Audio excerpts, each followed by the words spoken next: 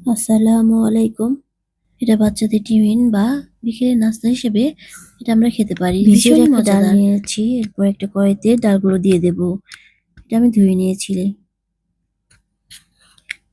এরপর দিয়ে দেব লবণ, কাঁচামরিচ কুচি, পেঁয়াজ কুচি, হলুদের গুঁড়ো, 1 কাপ পানি। ঢাকনা দিয়ে ঢেকে দেব সেদ্ধ হওয়ার জন্য। একটু দেখে নেব সিদ্ধ হয়েছে কিনা। আবার ঢাকনা দিয়ে ঢেকে দেব। এটা সেদ্ধ হয়ে গেছে। এর মধ্যে আমরা 2 নিয়ে কাপ নেব আটা নেব।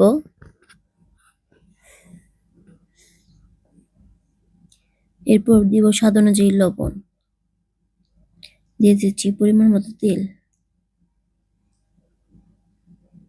এটাকে ভালোভাবে মাখাবো। সবগুলো উপকরণ ভালোভাবে মেশাতে হবে। মোট করার পর যখন দেখবেন এটা দলা পেকে যাচ্ছে তখন বুঝতে হবে এটা হয়ে গেছে। এখন দেব পরিমাণ মতো পানি।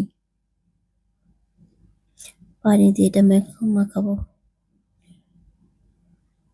অল্প অল্প করে পানি দেব। দেখেন ডোটা হয়ে গেছে। এটাকে এখন রেস্টে রেখে দেব।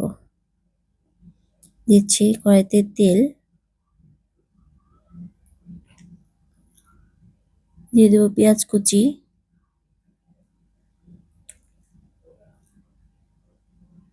একটু আদা রসুন বাটা। এখন সিদ্ধ করা ডালগুলো দিয়ে দেব। দিয়ে দিচ্ছি কাঁচামরিচ, মরিচের গুঁড়ো। এটাকে নেড়ে চেড়ে স্বাদ অনুযায়ী লবণ দিয়ে দিতে হবে। একটু ঝরঝরা করে রাখতে হবে। নামানোর আগে দিয়ে দিচ্ছি ধনিয়া পাতা। দেখে বোঝা যাচ্ছে কতটা ঝরঝরা হয়েছে। এখন আমরা ডাল পুরির জন্য আটাটা গোল করে নিয়ে নিয়েছি। এর মধ্যে দিয়ে দেবো ডাল। এটার মুখ আটকাতে হবে ভালোভাবে, না হলে বের হয়ে যাবে।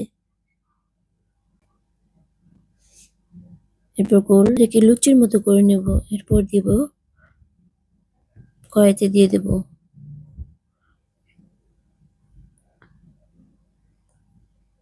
দেখেন হয়ে গেল ফুলকো ফুলকো লুচি।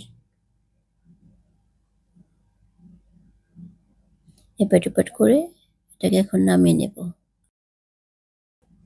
তৈরি হয়ে এলো মজাদার ডাল পুরি।